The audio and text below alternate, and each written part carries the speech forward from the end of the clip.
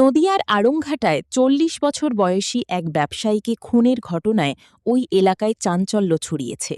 নিজের দোকানের মধ্যেই রক্তাক্ত অবস্থায় উদ্ধার হল এক সোনা রূপোর ব্যবসায়ীর দেহ। পরিবারের অভিযোগ, মাথায় অস্ত্র দিয়ে একাধিক কোপ মারার পর অ্যাসিড ঢেলে নৃশংসভাবে খুন করা হয়েছে ওই ব্যবসায়ীকে। মৃত ব্যবসায়ীর নাম বিকাশ দাস। আড়ংঘাটা উপেন্দ্র মেমোরিয়াল হাইস্কুল সংলগ্ন যুবক গোষ্ঠী ক্লাবের নিচে দীর্ঘ ৫ বছর ধরে সোনার উপর দোকান চালাতেন তিনি। দোকান থেকে অল্প দূরেই জাগ্রত পাড়ায় স্ত্রী ও ২ কন্যাকে নিয়ে বসবাস করতেন। পরিবার সূত্রে জানা গিয়েছে, প্রতিদিন রাত ৯:৩০টার মধ্যেই বাড়ি ফিরতেন বিকাশবাবু। কিন্তু ঘটনার দিন এক গ্রাহক ফোন করে জানান, বন্ধক রাখা গয়না ছাড়িয়ে নিতে তিনি দোকানে আসবেন। সেই কারণেই দোকান বন্ধ না করে অপেক্ষা করছিলেন ব্যবসায়ী। রাত আনুমানিক 10:30 নাগাদ পাশের এক ব্যবসায়ী দোকানের ভিতরেই বিকাশবাবুকে রক্তাক্ত ও অচেতন্য অবস্থায় পড়ে থাকতে দেখে পরিবারের সদস্যদের খবর দেন। দ্রুত তাকে আড়ংঘাটা গ্রামীণ হাসপাতালে নিয়ে যাওয়া হলে চিকিৎসকেরা মৃত বলে ঘোষণা করেন। গভীর রাতেই ঘটনাস্থলে পৌঁছে তদন্ত শুরু করে ধানতলা থানার পুলিশ।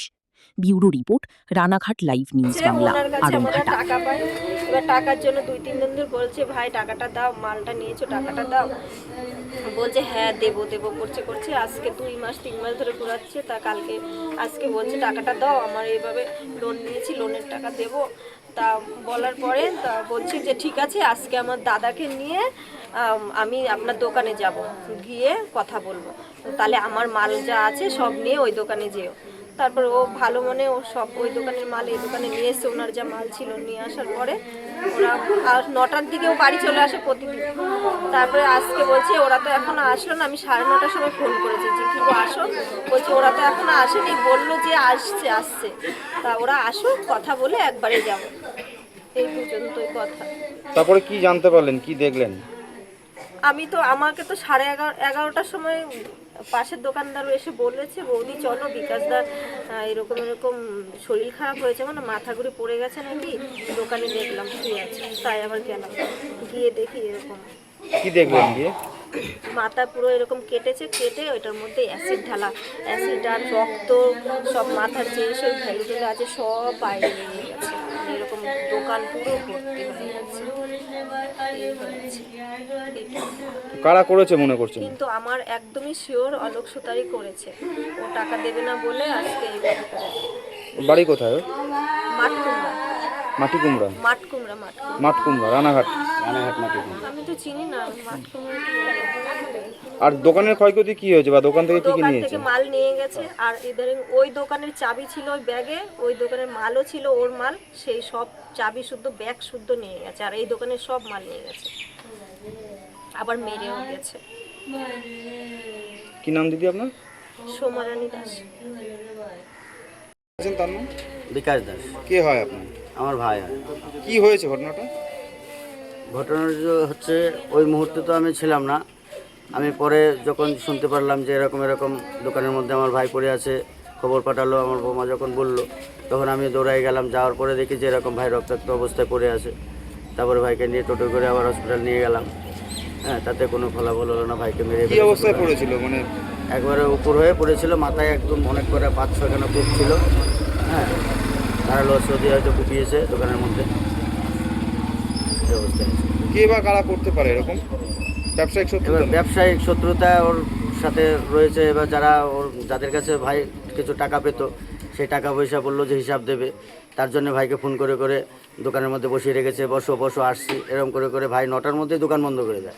সেই ভাই কালকে 10টা বেজে যায়, তাও বাড়িতে আসে না। তখনই বোমা ফোন করে শুনলো এরকম ব্যাপার, আসছো না কেন? তারপরে দেখেছে বলছে ওরা আসবে দোকানে মাল হিসাব নিতে, তাই আমি দোকানে বসে আছি, ওরা আসলে আমি হিসাবটা দিয়ে চলে যাবো।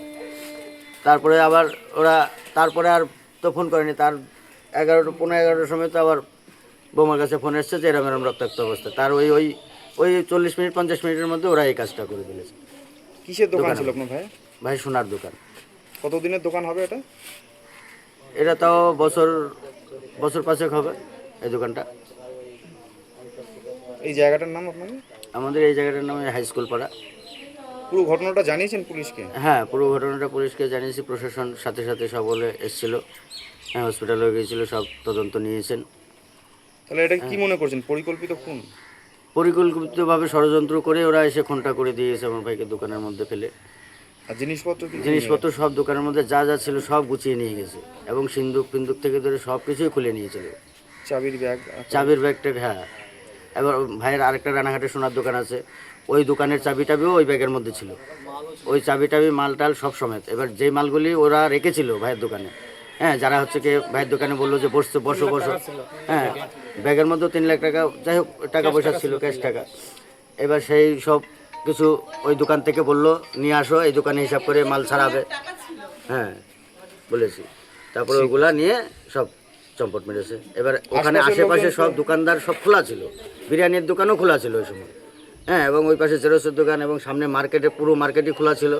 আমরা যখন ভাইকে যাই ধরি এই করি, মার্কেটের থেকে সব লোকে বেরিয়ে এসছে এবং ওই দোকানদাররাও পাশে সব দাঁড়িয়েছে। তারা কোনো টের পায়নি? তারা বলছে যে আমরা টের পাইনি, কখন এসে মেরে দিয়ে বেরিয়ে গেল, কারা এসেছিল আমরা কিছু দেখতে পাইনি, এই কথা বলছে। আপনার নাম কি বললেন? আমার নাম কানাই দাস। রাখুন।